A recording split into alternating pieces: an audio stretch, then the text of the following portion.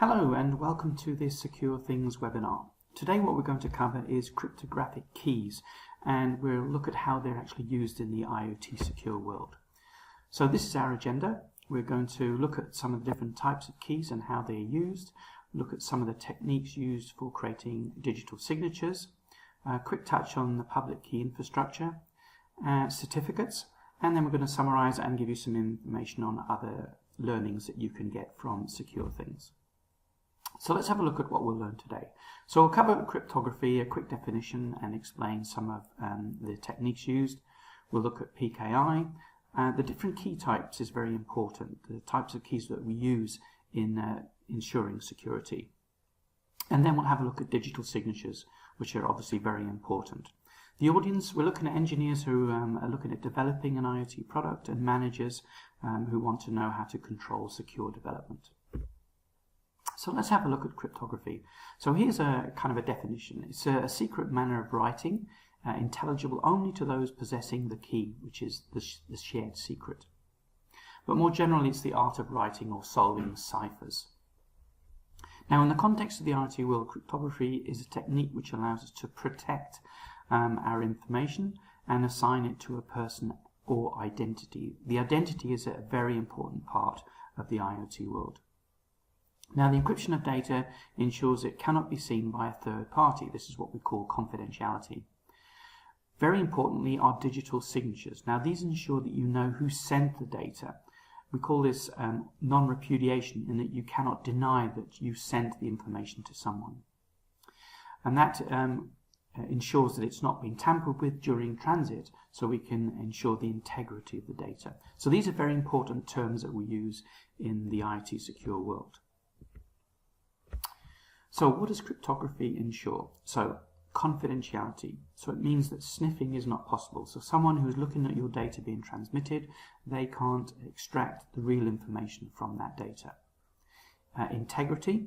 So this protects the data from modification. So this ensures that during transmission from the sender to the receiver, that information wasn't picked up, modified, and then sent through. You can check its integrity. Non-repudiation, this is very important, especially in financial matters, and it means that the source of the information is well known. So the person who sent it, you know for definite who that is. Very, very important. And then authenticity.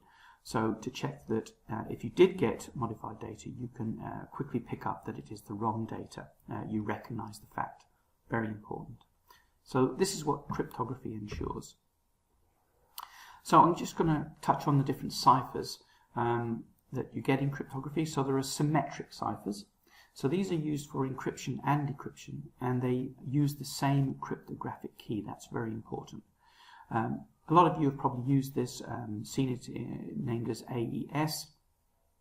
And as you can see here, you have the plain data, your plain text. It goes through a symmetric cipher using a symmetric key, and you have your cipher or encrypted data as the output. Asymmetric ciphers are different. They are used for encryption and decryption, but they use different keys. That's very important.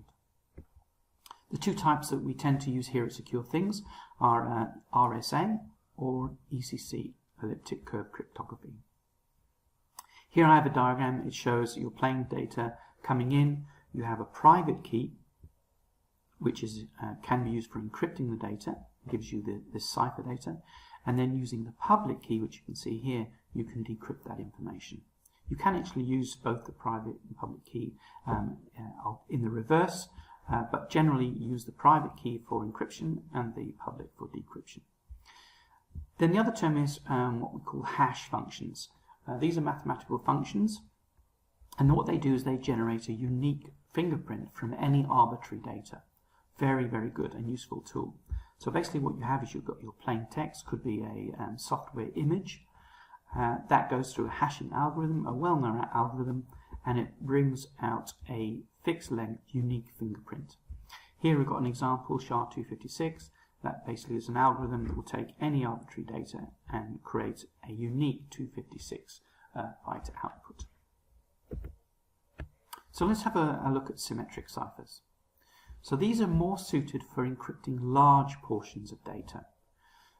This is more towards looking at a firmware image file, so your software for your IoT product, that's for your microcontroller. That's something you would tend to use symmetric ciphers to actually encrypt that large file. Now the sender and the receiver share one secret key, and this has to be protected at both ends. So the receiver and the sender have the same key, a private key, and it must be kept secret. Symmetric ciphers can either operate as stream or block ciphers, and we use well-known algorithms such as AES-CVC and AES-ECB. These are quite well known. And just for information, symmetric ciphers were actually invented before asymmetric ciphers.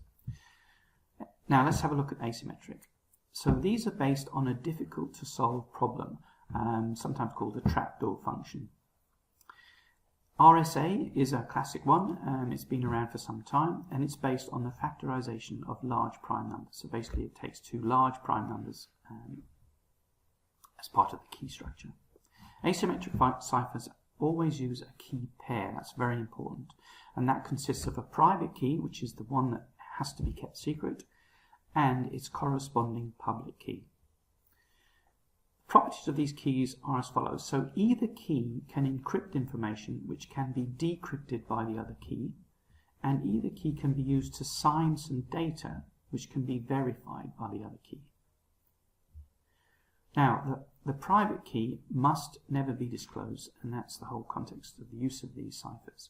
The private key is private and must always be kept secret, and that is the foundation for the IoT product, ensuring authenticity and security. So asymmetric ciphers, the RSA algorithm is generally the one that you've probably heard of and most common, but it does require a lot of processing resources. Generation of the keys requires the generation of large prime numbers, which can take a lot of energy from say a small microcontroller. So what we tend to use in IoT products is the ECC, or elliptic curve cryptography. These keys can be generated on a low constraint IoT devices, so something that's battery powered or small processing power. Elliptic curve key generation has different characteristics, the different curves. One's called brain pool or curve 25519. Here we have some examples. Generally here at Secure Thingz we use the prime 256 version 1 curve. Here on the side here we have some examples of keys showing you the difference in size of the between the ECC and the RSA keys. So you can see even with ECC, even small flash resources are required to hold an ECC key, which is different for an RSA key, which is much larger, as you can see here. Hashing functions. So these are great for producing digital signatures, which we use a lot for authentication. So basically it's a mathematical algorithm that maps data of arbitrary size to a bit string of a fixed size. It's designed to be a one-way, so you can't take the hash function, so the fixed output data word, you can't take that and create the blob of data that you use to create the hash. You can't go backwards. It's got certain standards, so FIPS 180 specifies SHA-1, SHA-256. There's all these different types of SHA techniques and algorithms. We tend to use SHA-256 here at Secure Thingz. That's what we find the most secure. So let's have a look at how these keys can be used. So what I've done is I've taken good old Acme Industries. For those of you familiar with the Roadrunner, you'll remember where that comes from. Never buy an anvil from Acme Industries. So let's assume Acme Industries, fictitious company, and what they want to do is they want to design an IoT product using the Secure Thingz Secure Deploy design methodology.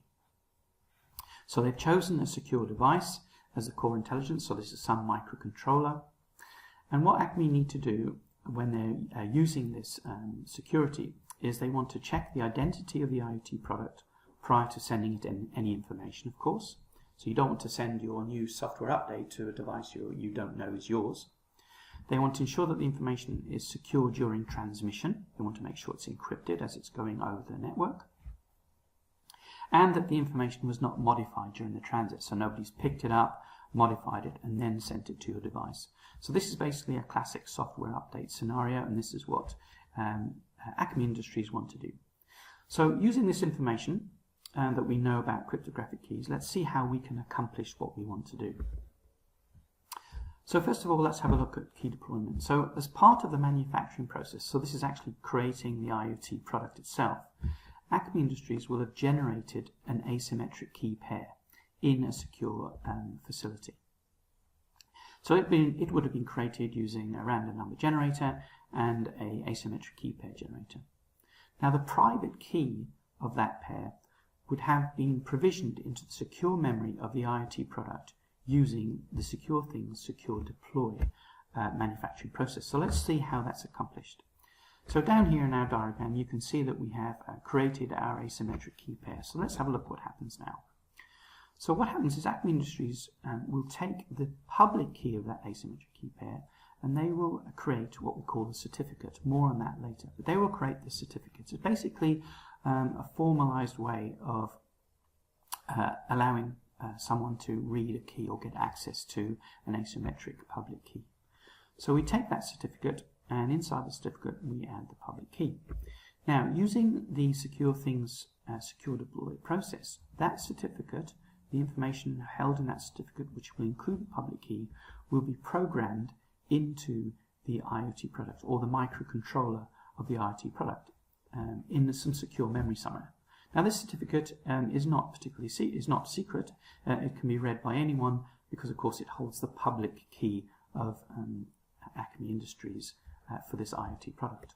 So now we've put the certificate in the product itself. Now the important part is the private key. So this is the one that must be held secret.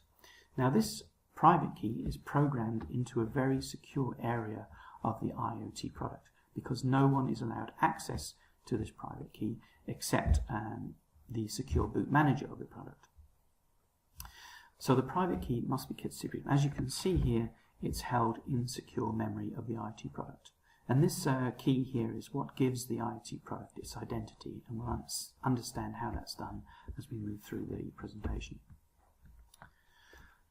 So with the IoT product having access to the key pair and Acme Industries able to access the public key of the device via that certificate which we programmed into the device, so we can now go through a process of authentication. So let's see how we do that, how we check the identity of the IoT product. So Acme Industries would create a random generated message, just a random number. And then what it would do, it would transmit that to the IoT product. Of course, it doesn't need to be encrypted, it's simply a random number. Now that IoT product would take in the message, it would read it in, and then using its private key, if you call the private key that was on the previous slide was programmed into the device, it would use its private key that only it knows about, and it would encrypt that message using that private key and create this encrypted message. We would then transmit the message back to Acme Industries, and Acme Industries would know the public key of the IoT device. If you recall, the IoT device was programmed with a certificate and a public key. This is the public key that Acme Industries would use because of course it could access it and get it from the product. What Acme Industries would do would then decrypt this message using the public key, and it would get an output of a random set of numbers. If this random set of numbers was identical to the one sent, then this Acme Industries entity here would know that this IoT product was definitely the device that had the private key, because it could only decrypt the message using the public key. So now the identity of this device is known. So with that known, so now we know we're talking to the actual correct product, it's ours, we can now securely transfer some information to it. So in this case what we're going to do here is we're now going to transfer a secret key because we want to send encrypted information to the IoT product. So Acme Industries, what it does is it generates a random ephemeral symmetric secret key. Sometimes we call this a session key because this session key is only used for this one transaction. If we were to do another transaction later, we would create another secret symmetric key. So Acme Industries creates the symmetric key. What we then do is we encrypt it using the IoT product's public key. Remember, it had a certificate in here with a public key on it. We take that public key and we encrypt the secret key. We then transmit the encrypted information to the IoT product.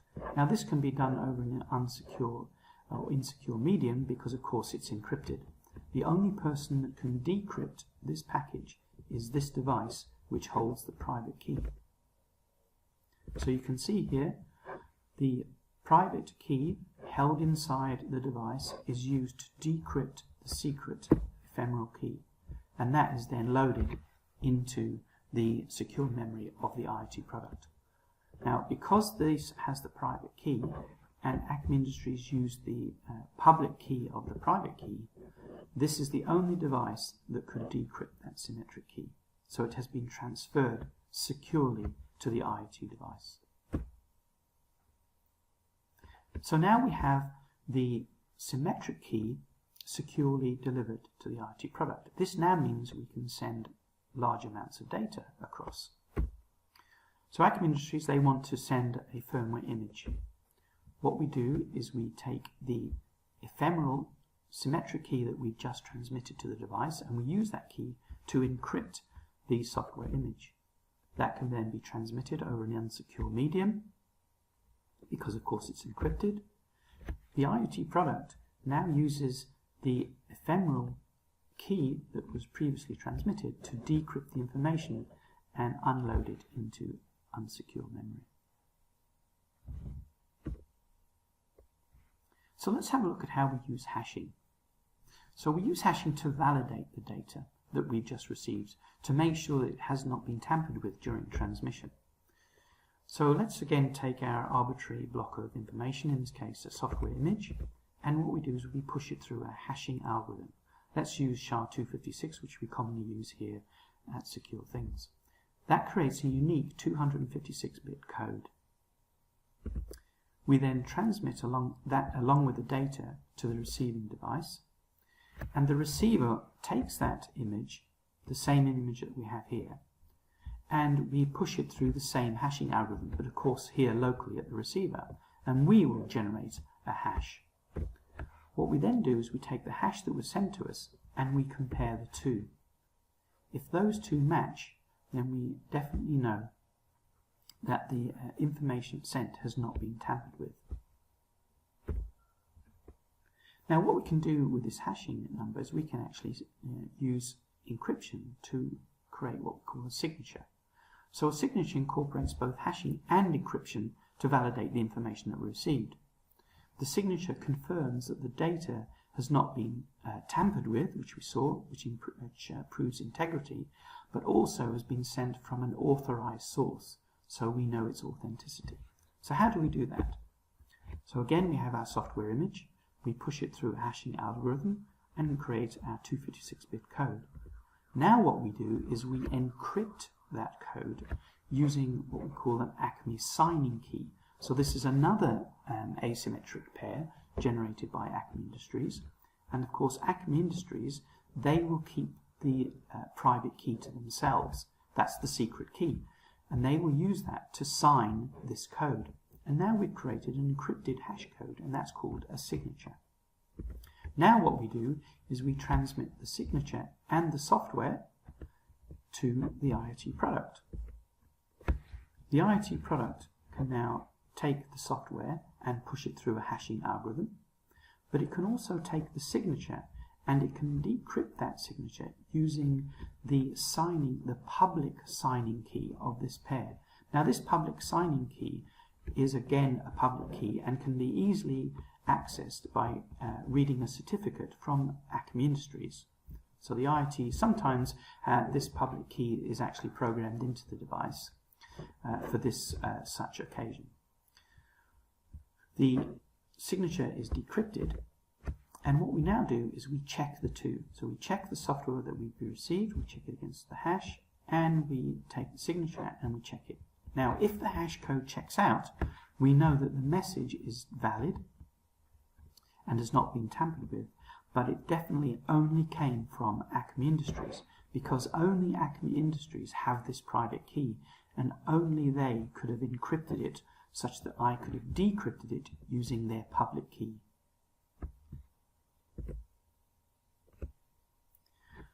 So we have mentioned earlier about the public key infrastructure. So this is very important. It was developed in the 70s by GCHQ and is key to the whole IoT security industry. So basically the processes that we've seen so far are clearly quite complex, but it needs to be formalized. I have mentioned certificates and how public keys are entered into these certificates. So PKI is a way of formalizing all this complexity. So in order to formalize the techniques used, a public key infrastructure was developed. It's a set of hardware, software, people, policies and procedures needed to create, manage, distribute, store and revoke digital signatures, digital certificates. Now the subject of certificates we do cover in another webinar, but in summary the public keys that are used in the previous examples are made public in the form of a certificate. A certificate has a complex chain of trust mechanism that validates it using certificate authorities. But as I said, that's all covered in our certificates webinar. So an example of a certificate is shown here.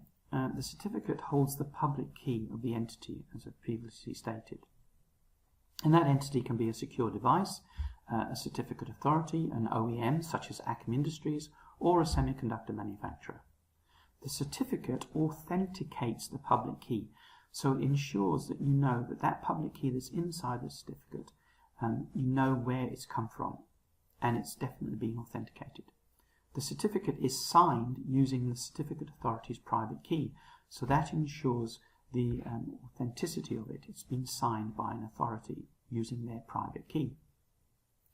The certificate is issued by a certificate authority, and this is what we call part of the chain of trust. So let's have a look at keys in summary. So symmetric keys. So they comprise one secret key which must be shared. The secret key is used for both encryption and decryption, and large quantities of data can be encrypted and decrypted. Asymmetric keys are often used to transport the symmetric key between parties. It is crucial that the secret key is kept secret by each party. That's very, very important. Key generation is very fast with symmetric keys. They're quick to create. And also encryption and decryption is very quick. The use of a true random number generator during key generation is very crucial in all cryptographic processes. A symmetric key is often called a session key or ephemeral key, as it's only used for that session, so it's very short-lived.